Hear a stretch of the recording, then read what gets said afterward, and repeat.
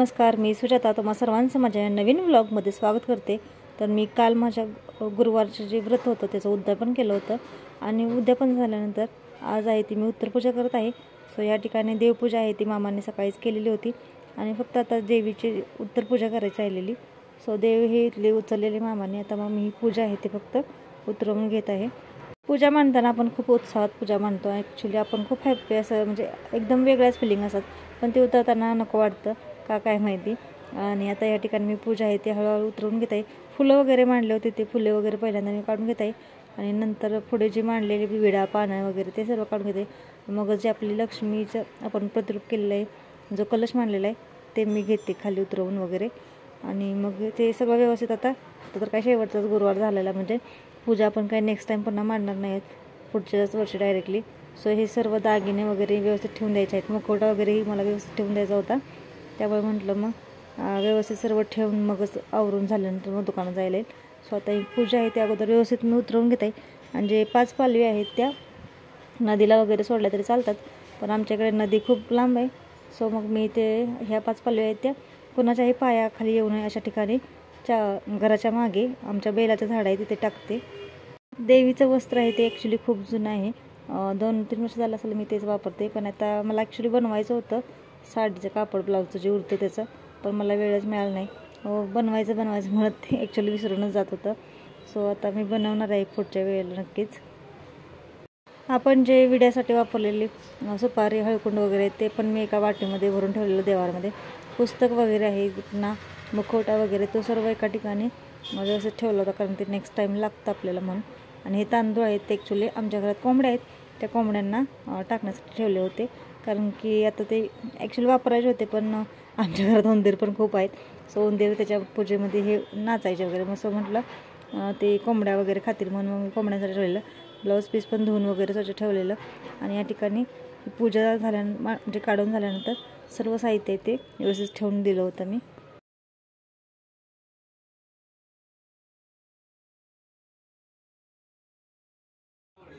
देवपूजा आहे ते ॲक्च्युली मामाने सकाळीच केली होती आणि आता राहिलेले बाकीचं मग मी उरकून घेतलं।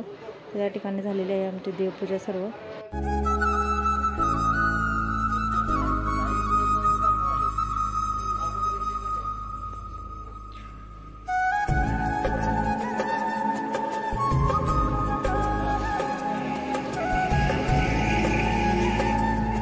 तर या ठिकाणी माझ्या घरातील सर्व कामे वगैरे झालेले आहे। आता मी चाललेले आहे दुकानामध्ये आणि दुकानासाठी जाण्यासाठी मी 5 मिनिटात तयार होते। कसं हे पटकन माझ्यासोबत बघा कसं तयार होते ते मी।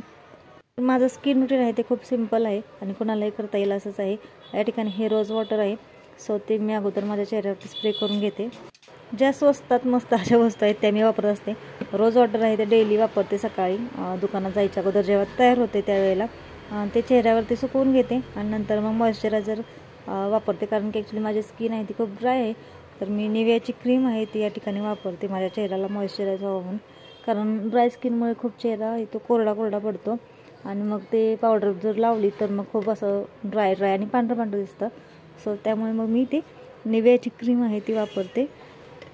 ॲक्च्युली आमच्या बेडरूममध्ये जास्त असा उजेड नाही आहे, सो त्यामुळे तुम्हाला इथं क्लिअर दिसत नसेल, पण समजून घ्या। आणि आता इथे मी निव्हियाची क्रीम आहे ती सर्व चेहऱ्याला व्यवस्थित लावून मग ते मॉइश्चराईज करून घेते।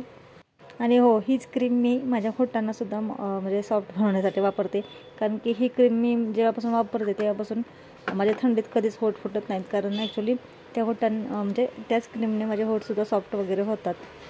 ॲक्च्युली या ठिकाणी ट्रायपॉडसुद्धा लावलेला नव्हता माझ्याकडे। सो इकडे कपाट आहे, कपाटच्या बाजूला आरसा आहे म्हणजे ते बघते तिथे, आणि त्याच्या पुढच्या बाजूला मी मोबाईल आहे तो उभा करून ठेवला होता। सो मोबाईलमध्येही बघत होते आणि आरशामध्ये पण बघत होते, कारण तयार होताना मोबाईलमध्ये जेवढं क्लिअर दिसत नाही ॲक्च्युली आरशामध्ये जरा दिसतं, मोबाईलमध्ये खूप फेंट दिसतं। आणि आता थंडी चालू आहे, सो मी लोशनसुद्धा लावते, निव्हियाचं लोशन आणलेलं आहे आणि तेच मी आता माझ्या हाताला वगैरे लावून घेणार आहे। ॲक्च्युली सकाळी आपल्याला म्हणजे स्किन रुटीन करण्यासाठी वेळ मिळत नाही, सो मी हे फक्त दुकानात जातानाच करत असते। संध्याकाळी आल्यावरती पण मला करायला वेळ नसतो आणि दुकानात जाताना फक्त मी व्यवस्थित तयार होते। आणि सकाळी पण मी आंघोळ केल्यानंतर मामांचा नाश्ता बनवत असतो, सो त्यावेळेला शिरा बनवायचा असतो, मग तूप वगैरे असतं, मग मी तूप त्यावेळेला थंडी चालू आहे तो म्हणजे त्यामुळे होटांना आणि चेहऱ्याला आणि हातालाही लावत असते। सो त्यामुळे माझी स्किन आहे त्या थंडीमध्ये अजिबात फुटलेली नाही आहे। तुपामुळे पण चांगला मॉइश्चराईज भेटतं आपल्या होटांना वगैरे, चांगले होट मऊ वगैरे होतात. तर या ठिकाणी हे फिटमीचं म्हणजे हे फाउंडेशन आहे. सो ते एकदम कमी, म्हणजे मी 1 ड्रॉप घेते त्याला पण निम्मा ड्रॉप काढून ठेवते आणि थोडंसं आहे ते लावते. शक्यतो फक्त डोळ्यांसाठी लावते आणि ते माझं छोटासा डाग आहे तिथे लावते, कारण की म्हणजे डार्क सर्कल्स खूप आलेले आहेत त्यामुळे. आणि डार्क सर्कल असल्यामुळे ॲक्च्युली मला काजळ लावायला आवडतं सुद्धा मी अवॉइड करते. आता या ठिकाणी थोडंसं फाउंडेशन घेतलेलं आहे नकळत, ते फक्त मी थोडं लावून घेत आहे. कधी कधी शक्यतो ते पण लावण्याचं टाळते, कारण की जास्त ही फाउंडेशनचा यूज बरोबर नाही चेहऱ्यावर डेली वगैरे, म्हणून मग मी कधीच लावते. आणि शक्यतो आम्हाला रील्स वगैरेही बनवायला लागत. आमच्या आहोंचं माझं एक चॅनल आहे वैभव अँड सुजाज ब्लॉग. सो त्याच्यावरती आमच्या कॉमेडी रील्स वगैरेही असतात. सो आपण त्यातल्या त्यात टापटपीत असावं असं वाटतं, म्हणून मग थोडंसं तयार व्हावं असं वाटतं. सो त्यासाठी हा थोडासा मेकअप. आणि ही पावडर ती पण नकळत मी थोडीशीच लावते. व्हाईट टोन आहे, ती थोडीशी पावडर मी चेहऱ्यावरती लावून घेते. तर या ठिकाणी मी थोडीशीच पावडर लावत आहे, कारण की आता थंडी आहे आणि थंडीत पावडर जास्त लावली की पांढरं दिसतं. सो आता पावडर वगैरे लावून झालेलं आहे आणि 2च मिनिटात माझी तयारी झालेली आहे. फक्त आता टिकली लावायची आणि कानातलं वगैरे घालायचं आणि केस विंचारायचं, झाला मग माझा हा शॉर्टकट मेकअप आहे. तर रेग्युलरसाठी मी छोटीशी टिकली लावत असते. ते टिकली या ठिकाणी लावून घेतलेली आहे आणि आयब्रो पेन्सिल आहे ती थोडीशीच आयब्रोवरून फिरवते आणि थोडीशी लिपस्टिक. तर ह्या ठिकाणी माझा हा चेहऱ्यावरचा मेकअप आहे तो झालेला आहे.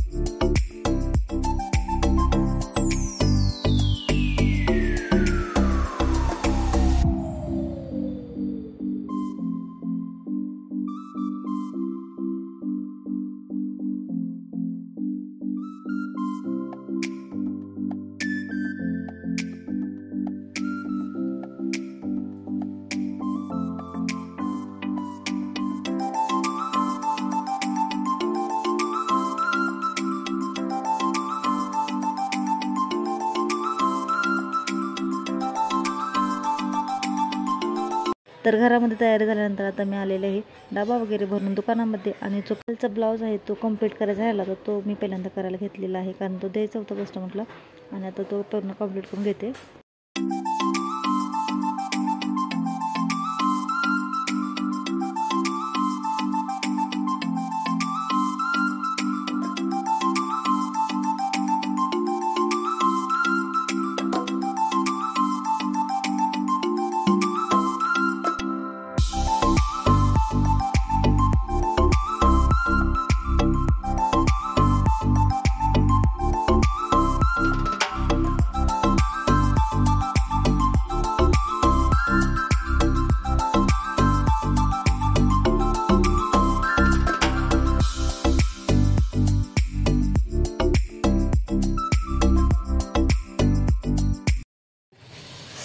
ह्या ठिकाणी हा ब्लाऊज कंप्लीट झाला आहे आणि हा पण झाला आहे. आता हे आल्यावर द्यायचं आणि आता जेवायचं आहे.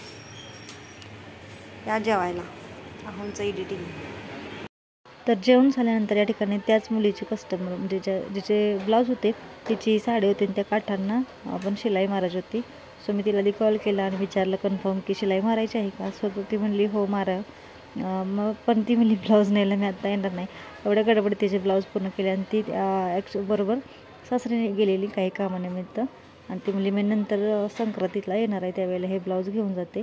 स्वतः या ठिकाणी ह्या काठांना अगोदर मी शिलाई मारून होते म्हणजे तिचं कामच पूर्ण होईल आणि मग एका पिशवीमध्ये घालून व्यवस्थित ठेवता येईल.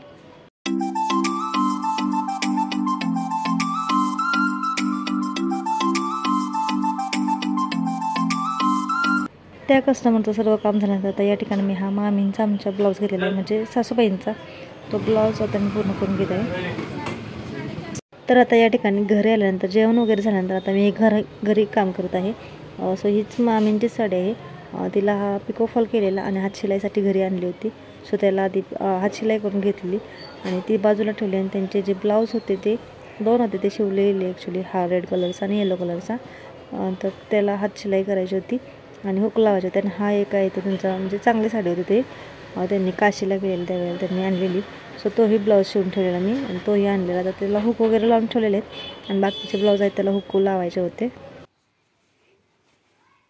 तर हे 2 ब्लाऊज आहेत त्यांना आता मी हुक लावून घेणार आहे.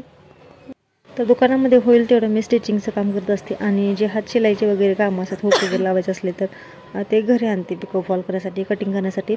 सो मग जेवण झाल्यानंतर किंवा जेवण बनवून झाल्यानंतर आहो यायचा वेळ असेल तर तोपर्यंत मग मी ही कामे करत असते. आहो जर आले नाही वेळ भेटला तर मग जेवल्यानंतर करत असते. मग 10, 11, 12 वाजेपर्यंत किती वाजतील तोपर्यंत मी करत असते. आता या ठिकाणी हे जे काम आहे ते माझं रोजचंच रुटीन आहे आणि आता मी हे ब्लाऊजला आधी हुक वगैरे लावून घेते आणि या कामातूनच वेळ काढून मी माझ्या आईला आणि बहिणीलाही फोन करत असते. सो त्यांच्यावर फोनवर बोलतही कधी मी ही कामं करत असते.